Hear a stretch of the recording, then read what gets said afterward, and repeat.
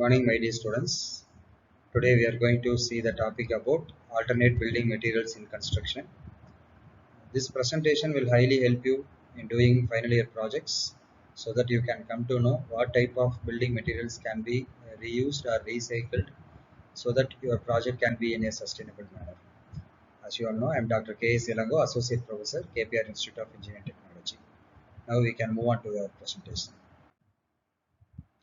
Concrete is the most commonly used man-made material on the earth. It is an important construction material used extensively in buildings, bridges, roads, and dams. It is mainly consists of materials such as cement, coarse aggregate, and fine aggregate. Cement is the main binder material which holds the other materials together. After water, concrete is the most widely used material on the earth. As per recent statistics, China produces the most cement globally by a large margin at an estimated amount of 2.2 billion metric tons, followed by India around 320 million metric tons in the same year. So this statistic shows we have to concentrate on reducing the amount of cement or any other natural materials in the concrete so that we can give the way for the future generation. This is the slide which shows the different ingredients of concrete. As we already discussed, concrete mainly comprised of cement, coarse aggregate, fine aggregate, and water. In special cases, we can add admixture in a small particular amount. The main use of using admixture is to modify the properties of the concrete. Why we are moving to alternate building materials? What is the main scope of the presentation is due to the infrastructure development, the demand for building material has been continuously rising with the increasing need for housing both in rural and urban areas. So the resources used to manufacture construction materials that affect the environment by depleting natural resources, using energy and releasing pollutants to the land and water. Therefore, this problem can be easily overcome by using alternate construction or building materials in our new manufacturing of concrete so that we can make the concrete in a sustainable manner. Here I have mentioned a few alternate building materials that can be effectively used for natural materials. I have listed the materials such as hollow concrete block, Falgi bricks, rice husk ash, fly ash, recycled aggregate, ferro cement. Let me see one by one. Hollow concrete block is the natural block which consists of more number of hollow pores inside it so that it can be used as an insulating material and also it can highly resist the heat passing from inside the building.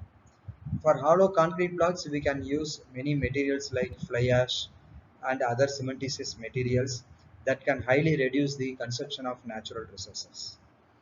The second category, Falgi bricks, it is a very special type of material. Falgi denotes there is a mixture of fly ash, lime, and gypsum. We know the fly ash, it is a byproduct which can be obtained from thermal power stations. Fly ash can be available in two types. One is class C fly ash and class F fly ash that we see in the later slide. Here the Falgi bricks mainly made of fly ash of any class C or class F with the combination of lime and gypsum.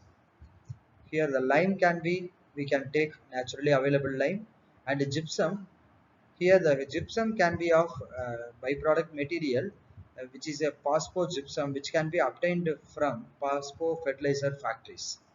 The Falgi binder bricks are mainly used for replacement of natural bricks that highly reduces the environmental impact because we are using the byproduct material of thermal power station, fly ash as one of the binder material, and the lime is a natural material, and the gypsum currently we are using is the fertilizer factory byproduct phosphogypsum. So this material is a highly environmental friendly material. Coming to the third one, rice husk ash. We know when while producing the rice, there is an enormous amount of generation of husk, rice husk, that can be nowadays that are used for burning in wasteland or as a landfill. Here we are using that rice as gas as one of the cementitious material, but we cannot able to use that material in a direct manner. We have to burn that rice as gas, and we have to make that ash as a calcination process, so that we can remove the excess carbon content inside in the rice as gas. So it can be easily used as an alternate material instead of cement. Nowadays, many researchers are going by using rice as gas as an alternate material for cement.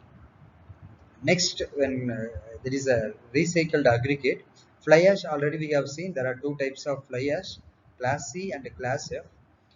Fly ash is classified based upon the carbon content present inside it. When the carbon content is below the 10 percentage level, it can be classified as class C, and above 10 percentage, it can be classified as class F.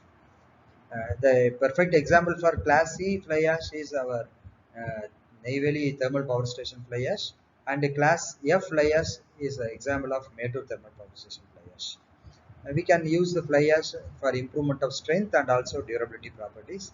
Nowadays, most of the bricks and blocks are highly manufactured by using fly ash instead of cement. Coming to the next type of alternate building materials and recycled aggregate. Nowadays, due to infrastructure development, more number of structures, bridges, and other type of structural elements are demolished after a certain period, and they are using as a landfill or a dumping fill in certain areas. Being a civil engineer, you have to recycle that aggregate or concrete in a specific manner, so that we can use or we can reuse that material again in the concrete, that enormously reduces the natural resources consumption. There is more number of researchers also going by using recycled aggregate either in the form of fine aggregate or coarse aggregate. Then coming to our last topic is the ferrocement. Ferrocement is the material which mainly consists of a mortar along with wire mesh. With the help of wire mesh, we can make the elements in a very thin manner, and we can use that elements for many applications. In the instead of cement, we can use fly ash or any other cementitious materials, and we can make the mortar, and we can use ferrocement in the different applications. This is the example for the hollow blocks and some of the advantages. This is the photograph of fly ash which I have already discussed with you. This is the photograph of fly ash, lime and gypsum. The photograph shows the manufacturing of algae bricks.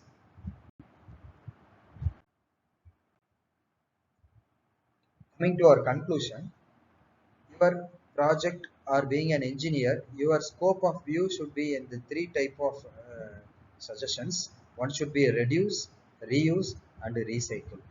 While concentrating your project or your future projects in these aspects, definitely you will become a sustainable engineer. Thank you for your consideration. Thank you.